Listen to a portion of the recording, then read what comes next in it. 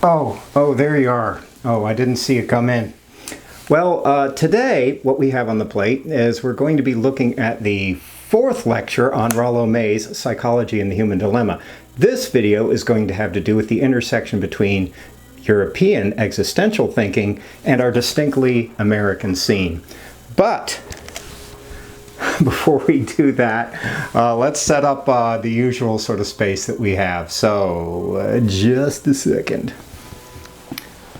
Hi, welcome back to Humanistic Psychology here at the University of West Georgia. This video, like I said a second ago, is going to have to do with Chapter 4 out of Rollo May's Psychology and the Human Dilemma. So, what we did in the last video, which was number 3 in the series, was we made it all the way through Chapter 12 out of the book, which has to do with examining freedom and responsibility, and pointing out basically like how we have distorted views of both freedom and responsibility, and opening up the possibility for a deeper and much more existentially informed vision of what those two things are.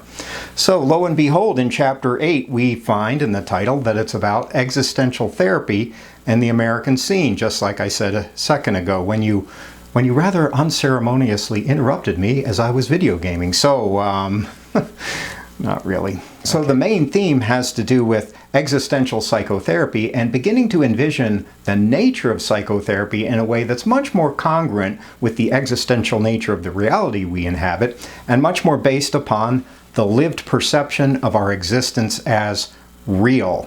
As you might well infer, especially since you're probably looking at this along with your notes, existential psychotherapy and existential psychology more generally is very much based upon the European philosophy of existentialism, which of course seeks to illuminate the fundamental nature of being or existence. Kind of has existence already embedded in the name existentialism. So that makes it pretty easy. Now, the reason why Chapter 8 is important, once again, let's remind ourselves of what Chapter 8 is about. It's about trying to figure out like how this European approach to psychology and psychotherapy fits with respect to our distinctly American perspectives and way of life too. So that's the main thing. Now, he's going to be breaking this chapter down in terms of 4 main points, okay? And they're all going to circulate around that theme. Once again, the theme is, how does this European existential approach to psychology fit with respect to our American situation and values? Okay, so 4 main points. The first one, as you can see in your notes, there are affinities between this European approach and America's history and values. In other words, an existential philosophy and a kind of existential psychology seems at first like it would be a pretty American way of approaching things. Well, why is that? Because we find in existential thinking a pretty recurrent emphasis on things like the primacy of decision, action, and the immediacy of our experience of life over and above whatever abstract ethereal principles we may hold on to. So a kind of primacy of the immediacy of experience, which seems pretty congruent with how we Americans tend to see things, like the concreteness of how we live life most of the time seems more important than, the abstract esoterica of principles. Okay, so second thing that Rollo May points to. Here in the United States, we love to talk about the language of freedom and responsibility and that sort of thing. And as we saw in Chapter 12, those are pretty big existential themes. So there too, it seems like, well, existentialism with this recurrent emphasis on freedom and responsibility seems pretty congruent with our distinctly American way of seeing life and approaching life. Life, liberty, and the pursuit of happiness, okay? And for the most part, our life, liberty, and pursuit of happiness evolves out of our own individual choices and our own individual efforts to improve ourselves in life and so on. So it would seem at first like existentialism would seem a really natural approach with respect to our American values and history and all of that kind of stuff.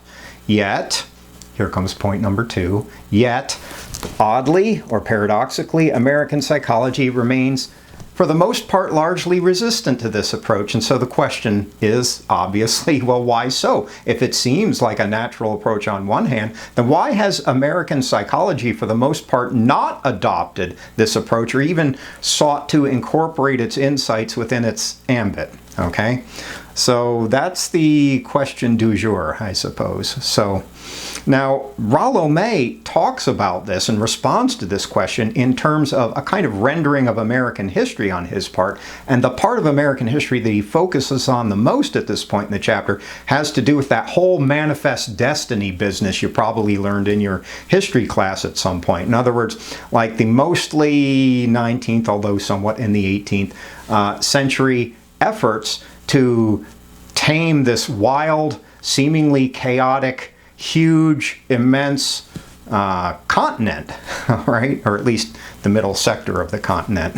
Try to be politically correct a little bit. Okay, so, all right. In other words, he sees American psychology as very much formed within the ferment of our efforts to tame the American continent. So a big investment on the practical. Now the thing is about practicality, if you're trying to, like, think about the people that were, you know, moving out west, perhaps like in the middle of the 18th century, trying to pan for gold in California or something like that. Like, what an immense task that was, you know, to do that. Or people who were like maybe formed the first farms out in the Midwest. What an immense task that was. And the reality is that if you're not real practical in your efforts to tame what would otherwise be the wild and chaotic forces around you, you're probably not going to live real long. You're probably not going to survive. So what Rollo is pointing to is that within our history, and especially probably the 19th century more so than any other,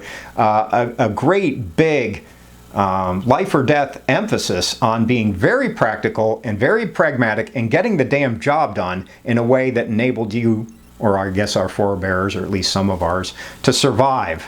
All right, so now from his point of view, this attempt to tame a wild, unpredictable, and seemingly chaotic continent formed the basis for more or less modeling psychology in the same way. So the early model for psychology, according to him, was basically, it took up that emphasis on immediate practical results in the form of behaviorism. So early, the psychology of Watson early in the 20th century, that the point of psychology is the prediction and control of behavior. Well, predicting and controlling what would happen in our natural environment as our forebears were trying to tame this continent was quite the template, historically speaking, for that sort of thing. So from Rollo May's point of view, psychology formed itself in the mold of early behaviorism and relatively fast fix, relatively practical modes of psychotherapy. Okay, and ultimately that was an expression of trying to gain control over the chaos and wildness of the human psyche in much the same way that our forebears tried to gain control over the chaos and wildness of the natural continent, and 3,000 plus miles wide and so on. All right, so American psychology, the early project, was basically about control. And like I said, I gave you the early Watsonian formula for American psychology, the early 20th century form, that psychology is about predicting and controlling behavior. Like, think about that, predicting and controlling behavior. Well, where would we get the idea that psychology's project would be about that? Well, Rollo May's point of view is we got it from the history that preceded that, So it's not, in other words, it's not so much about exploring human existence or something like that, but rather predicting and controlling the wild and chaotic forces of the human psyche, which leads to a big overemphasis, according to Rollo May's historical rendering, on things like technique. So psychology is all about solving problems, predicting and controlling behavior, and the fastest way to do that is to develop pragmatic techniques for predicting and controlling behavior. So it's guided by an ethic of pragmatism, first of all, but then efficiency. All right, so efficiently predicting and controlling behavior. And from his point of view, that's what led to this overemphasis within American psychology on practicality and technique, But the problem is, well, the problem is that it leads to a problem. And what that is if you evolve psychology that way, or let's take it even broader than psychology, if you evolve an entire way of life that's about that, then the problem that evolves is that our lives end up being filled with a whole lot of doing and trying to get stuff done and trying to be productive, but very little experiencing life, experiencing being, appreciating what we are, understanding what we are, developing self-awareness, expanding our consciousness, and so on. So the problem that he's localizing this tendency not to take existential thinking too seriously in the United States basically is about our cultural overemphasis or imbalance on doing, and hardly any being, right? So we're like doing stuff all the time and trying to be productive like all the time. And, you know, it's like most of our lives are probably, when you think about it, about like trying to get through the work week, then trying to be entertained on the weekend. So the main paradigm for our lives probably is like working and entertainment, working, entertainment, working, entertainment, working, entertainment, then dying. Woohoo! You know, so, you know, the obvious thing is, if you have any existential sensibility at all, is that, well, you know, where in that paradigm is there space for actually appreciating your being, understanding yourself, deepening your awareness, you know, basically coming into a more existential sensibility wherein you begin to fathom the deeper possibilities of life itself. If all we ever are is like, well, working, entertainment, working, and like, where are we ever really alive? Other than in the most sort of, you know, mechanical and superficial sense. All right, so that's the problem. Too much doing, not enough being, as it were, which is, by the way, a recurrent motif in humanistic psychology. So in the midst of that, we tend to lose the sense for the depth of life. Now he attaches a special phrase to this, and he calls it the ontological sense. So the sense for being. And it's almost sort of weird to start speaking this way in the middle of a lecture, you know, because we're in a culture that probably for the most part regards it as really strange. Like, what do you mean? Like, I don't get it. Like, what do you mean like an ontological sense? Like, we have no idea what that could possibly be referring to. Like, I don't get it. Like, appreciating existence, like what's that about? It's like, well, dude, like we might need a paradigm shift, all right? Because of all of our focus on, you know, accomplishment, trying to get through the work week, trying to be entertained, trying to be productive and all of that. So along with that loss of the ontological sense of life, right, goes a loss of the sense for history and tragedy in human affairs, and comedy too, for that matter. I didn't put that in the notes, but, you know, to sort of cast it in terms of classical dramatic categories, you know, comedy and tragedy are probably the two primary ones. So losing the sense for, you know, the drama of life, the aesthetic of life, you know. And all this adds up to a state of ontological repression, okay? So that we repress our sense for the music of being, right? Like our ears have grown deaf and insensitive to the deeper musicality of life itself is the essential problem that we face. So a loss of sense for actually being alive in the universe, a diminution of self-consciousness, and ultimately of life itself. Aside from that, it works out just fine. And that is sarcasm for those who are not fluent in it. Got to give cliff notes on the sarcasm sometimes in lectures. Okay, so that's the second big point. And if you're hearing a kind of cultural critique in his second point, I think you're hearing it the right way. Let's remember that Rollo is one of us, okay? He's an American, so he's critiquing our way of life, not from an external point of view, but from the point of view of already being in it. Okay, third point. Yet, despite this fact, okay, what's the fact? The fact that we Americans have a hard time absorbing and appreciating existential thinking, both within psychology, and I'm trying to broaden it out a little bit, I would say more generally in our lives themselves even. Despite that, existential thinking has a special significance for American psychology and psychotherapy. So, three main points in this section, okay? It's the third point he's making in the chapter and three main subpoints within that. Okay, so first one, which I labeled A passionate insistence on exploring humanity's distinctive character rather than on limiting psychology to its animalistic, physicalistic aspects. Okay, so The question is, what makes psychology interesting? And probably for most people, in an intuitive type way, the thing that does not make psychology particularly interesting is exploring what we share with the rest of the animal kingdom, like how we're like, well, rats is the animal par excellence that most behavioral psychologists and neurologically oriented psychologists study. So for most people, what does not make psychology interesting is all the stuff that we have in common with rats. What makes psychology interesting is how human existence is in some way distinct. All right, like what is special about human existence and the human psyche? That's what makes psychology interesting probably to most people, and not just how we're like rats. Well, okay, I guess there's some interest in that, but probably not all that much. Okay, so second point. Oh, I love this one. Breaking through the epistemological, let me restart that. B. Breaking through the epistemological loneliness of the modern situation. Epistemological loneliness. The muse must have been upon Rollo when he came up with that one. So, okay, so this is a riddle, like what might epistemological loneliness be? Well, maybe by this point in your studies you know what the word epistemology refers to. It refers to theories and ideas about how we come to knowledge and truth and factuality and any sort of construct that's like that. So I would say the most central one that would make this more accessible to you has to do with knowledge, like how do we know things, or how do we claim that we know things that are true.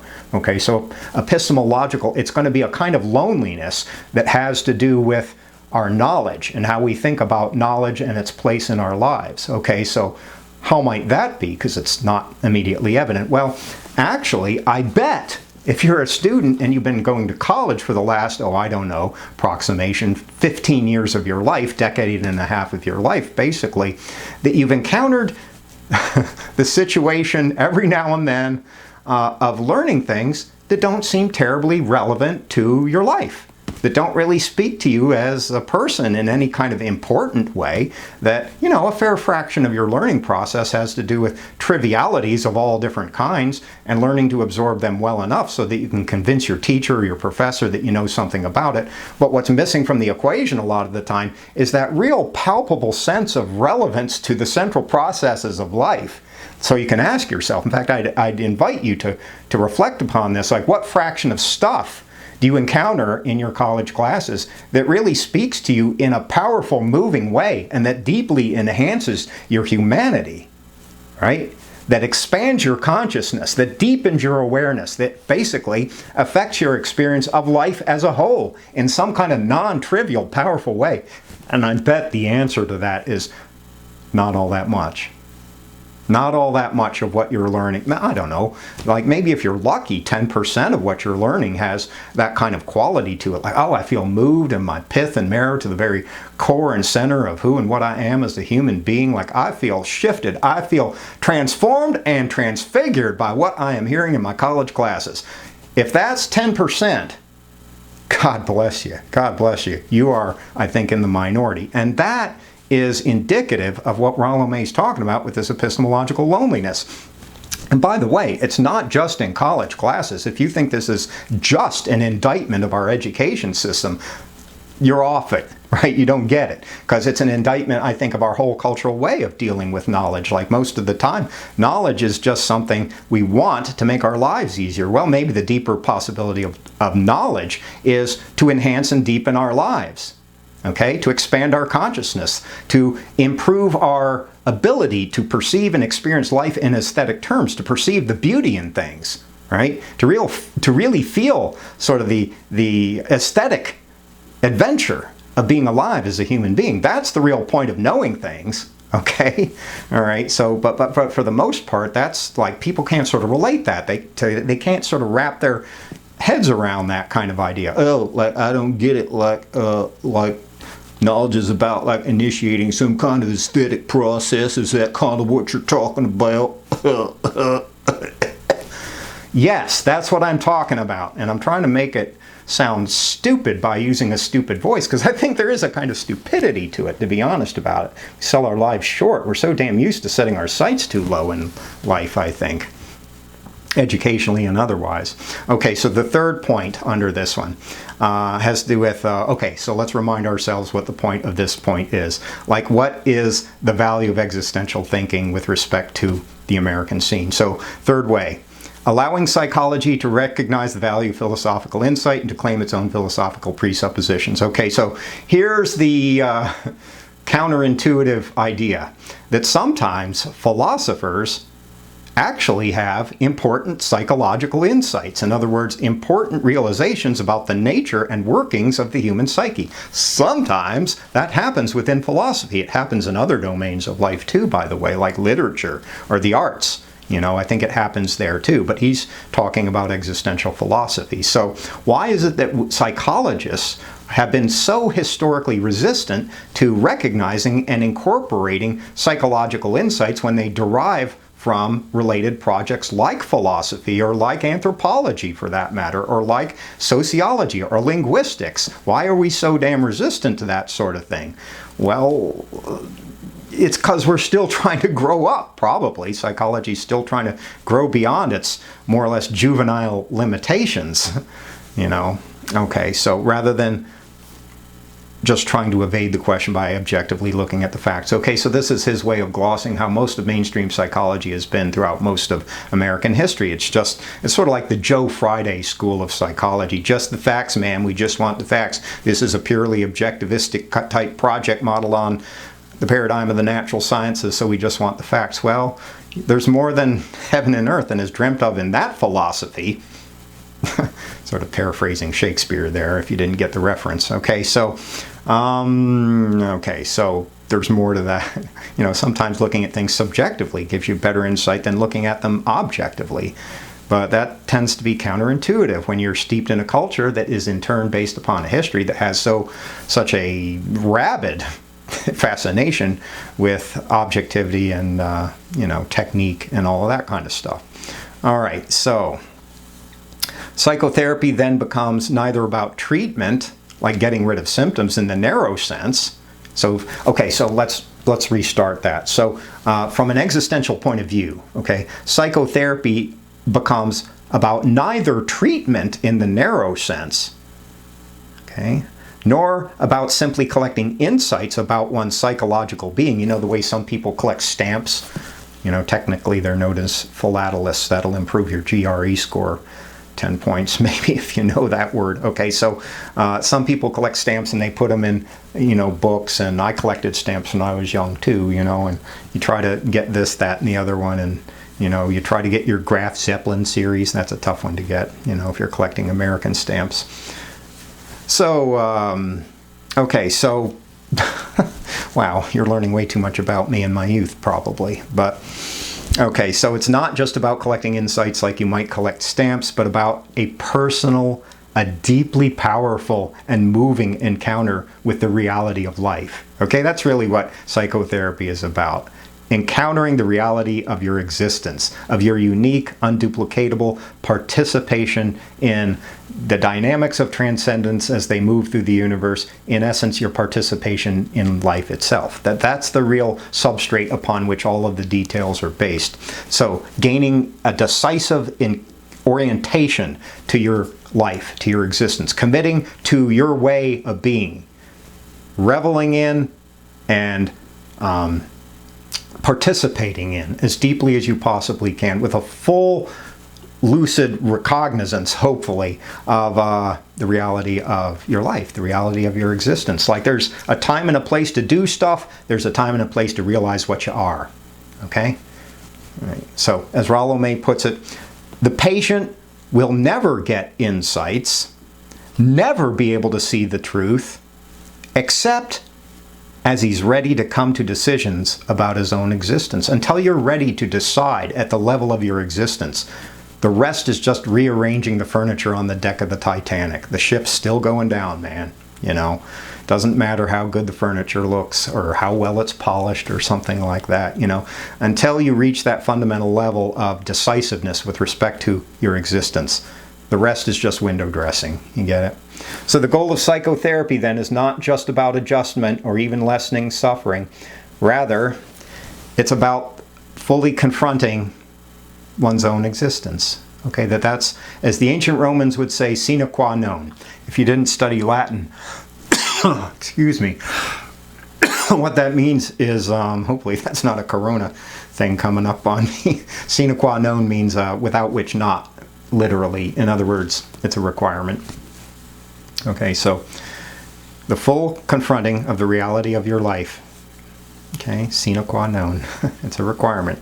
That's what enables us to deal with the most important realities of life in the first place. Okay, the whole thing is, the whole edifice of your life is resting upon your relation to life itself. You getting it? So, like, if you're going to get a different life for yourself, if it's going to be real change, it has to also involve that fundamental, mostly hidden foundation of your fundamental relation to existence. And finally, number 4 of the chapter, I told you that this chapter is broken down into 4 different parts. So the 4th one, he sort of does a little bit of a 180. So the first 3 are about, okay, it would seem that existential approach to psychology would be a real natural American approach, but it's not. It is not taken up within mainstream psychology very often, or taken very seriously. And yet, point 3, the existential approach has various valuable things to offer an American approach to psychology. So the first 3 kind of cohere together. The last one, he sort of does a 180, and he starts critiquing existential approaches to psychology. Okay, so you might need to know that, because at first it seemed like, wait a minute, aren't you just like arguing against the thing that you just argued for? He's trying to have a more holistic approach to the question, all right, is what's going on. So problems and criticisms, and there's going to be 3 of these. So existential psychology needs to embrace the unconscious as an enlargement of the human sphere. Okay, now to make sense of this, what you probably should know is that historically, almost all of the early existentially oriented psychologists came from psychoanalytic thinking. All right, so they were steeped in a psychoanalytic approach to doing psychology, almost all of them, and that includes Rollo, by the way, who was Adlerian for quite some time, which of course is part of psychoanalytic thinking. All right, so in a way it's not surprising. At first it seems a little surprising when you, you want to integrate the unconscious, but it's not that surprising when you realize that practically all of these guys came from psychoanalytic thinking. All right, now this next thing is, I'm not sure what he's actually saying here, to be honest about it myself, but at any rate, he recommends a phenomenology of unconscious experience. That's sort of an odd thing to say, because usually when we think of phenomenology, we're thinking of reflecting upon our conscious awareness, right? Like things that we are within the purview of our consciousness. But what he's talking about is reflecting upon something that is in our unconscious, which is, okay, so if you're confused by that, it's like, yeah, I kind of am too. I'm not sure what he's getting at there. But at any rate, that's what he recommends. I guess the most charitable way of interpreting it would be, well, he's looking for some kind of more holistic integration between psychoanalytic thinking and phenomenological thinking. Let's just say it that way. Okay, the second part is existential thinking needs to embrace the genetic. Okay, he's using that word genetic in one of its less common senses, and unless you understand that, this is not going to make any sense. Okay, so normally when we think of genetics, we think of DNA and heredity and stuff like that. Okay, so he's not using the word genetic in that sense. He's using it in the sense of Genesis, like the book of the Bible. All right, so what's Genesis? Well, it's the first book of the Bible. It's the origin story. All right, so when he's saying genetic, he means the origin of our lives. In other words, childhood. Okay, so once again, camera went off automatically. I think this video is going to be a little bit choppy, possibly, but the camera went off. So let's see, what was I talking about? So he means genetic in the sense of looking at childhood and what the experience of childhood, which, by the way, we all have, would have to tell us about the nature of existence. Existential philosophers hardly ever do that. The only person who does that to any appreciable extent, I would say, is Maurice Merleau-Ponty, who was a pretty famous existential phenomenological thinker in the mid-20th century. Okay, but the point is that they hardly ever do that. right? That's hardly ever done. It's like these philosophers and thinkers and great minds have great insights about, let's say, the nature of freedom and responsibility, which we just covered in chapter 12, as regards adult life. But when it comes to, well, there's more to life than just adult life. There's actually a, almost a 20-year span where we weren't yet adults. And what would that have to add? And I think that Rollo is correct, that would be an enhancement of existential thinking to do a little bit more of that.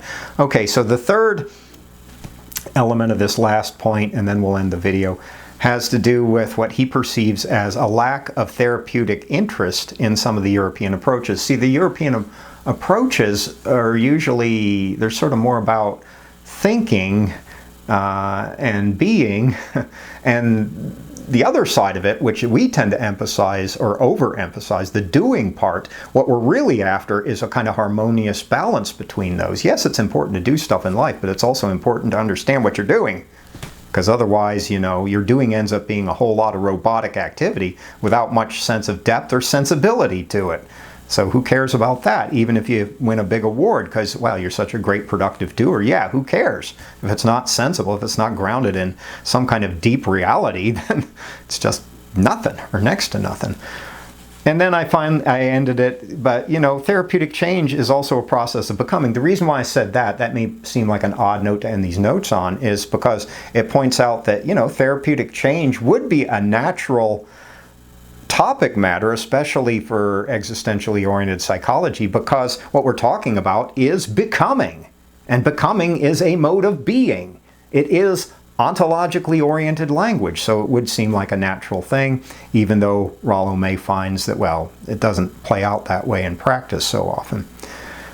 Alrighty then, so that ends this video. I think we're going to have one more video on Rollo, and then we'll draw the line for material that's going to appear on the last test this semester.